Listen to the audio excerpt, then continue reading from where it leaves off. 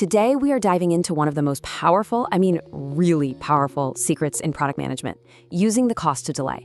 Honestly, it's a framework that can take your prioritization process from just a bunch of opinions and arguments to clear, data-driven decisions. It can totally change how you build products. And this quote, this is the whole idea in a nutshell. Instead of arguing about whose idea is best, you start talking about the cold, hard economic impact of your choices. It just completely reframes the whole discussion and gives you, as the PM, some serious leverage in those really tough roadmap meetings. So here's our game plan. We'll kick things off with a super common problem I call the prioritization trap. And then we'll look at why some of the frameworks you're probably using have a major hidden flaw. Then we get to the good stuff, cost of delay. I'll show you how to think about calculating it, how to use it with a simple formula called WSJF, and wrap it all up with some pro tips to put it into practice. Okay, let's get into it. First up is a situation that I'm almost certain every single product manager listening right now has been in. We're calling it the prioritization trap. We've all been there, right? You're in a room, it's full of stakeholders, and every single one is pushing their own pet project. The debate just goes in circles, and way too often, the person with the most clout or just the loudest voice wins. And look, this isn't just frustrating, it is a terrible way to build a product that's actually gonna win. So naturally, to fight against this chaos, we turn to frameworks.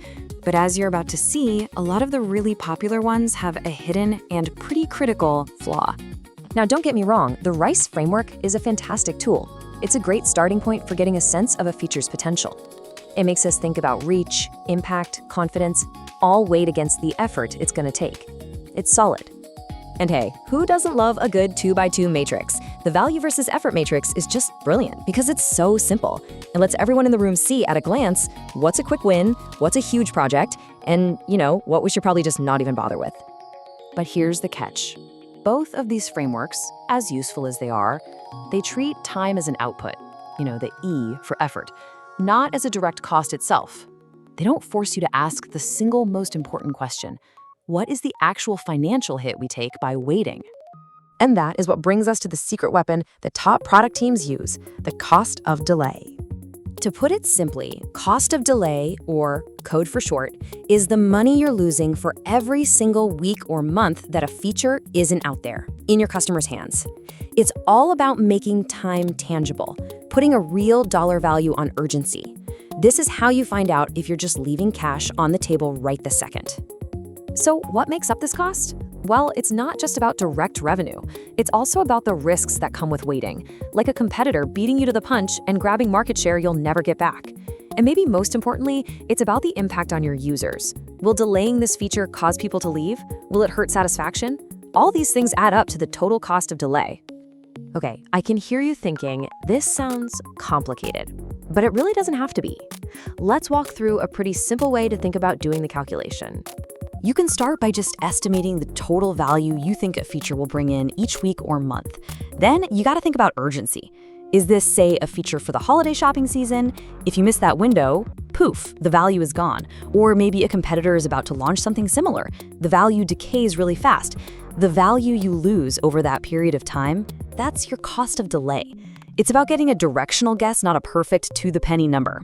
So now we have this really powerful number, the cost of delay. But how do we actually use it to rank our backlog? Well, that's where our next tool comes in handy. Weighted shortest job first, or as you'll hear it, WSJF. The formula for WSJF is just beautifully simple. You take your cost of delay and you divide it by the job size. And job size, that's just a simple way to estimate the total effort. How long will it take? How complex is it? What resources do we need? That's it. This gives you one single comparable score for every item on your list. And let me show you why this is so dang powerful. Just look at feature B here. It's got double the cost of delay, right? It seems like the obvious choice, but it's also 3 times the effort. When you actually do the math, feature A, the smaller feature, gives you way more value for each unit of effort. So it becomes the clear winner. It should be priority number 1. So this is the key takeaway. This framework makes your team think differently. It's not just about chasing the biggest, shiniest prize anymore. It's about optimizing the flow of value to your customers. It's about delivering the most valuable stuff in the shortest amount of time.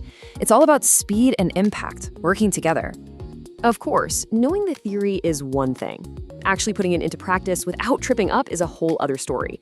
So let's cover a couple of the most common pitfalls and how you can sidestep them. The biggest mistake I see by far is people getting completely bogged down trying to find the perfect dollar amount for their cost of delay. Please don't do it. The goal is not accounting precision. The goal is to have a better conversation. Just use rough directional estimates. Ask the question, is this a $1,000 a week problem or is it a $100,000 a week problem? That's good enough to get started. And here's another trap, becoming a slave to the formula. WSJF is an incredible tool, but it is not a replacement for your product sense and your strategic judgment. Some things, like a critical bug fix or a feature that just absolutely delights users but doesn't have a direct dollar value, well, they might not score high on paper, but they are still the absolute right thing to do for your product. So let's wrap this up. Here are your key takeaways. First, just start the conversation about cost of delay with your team. Change the way you talk from opinions to economics. Second, use that WSJF formula as a quick and dirty way to get a data-informed ranking. And finally, never ever forget that these are tools to inform your gut and your strategic thinking, not replace them. I'll leave you with this one question to chew on. Go back to your roadmap, look at that big feature you've got planned for next quarter, and just ask yourself, what is it truly costing us every single week to not have that thing in our customers' hands already? I have a feeling the answer might just change your entire plan. Thanks for watching. Subscribe and like.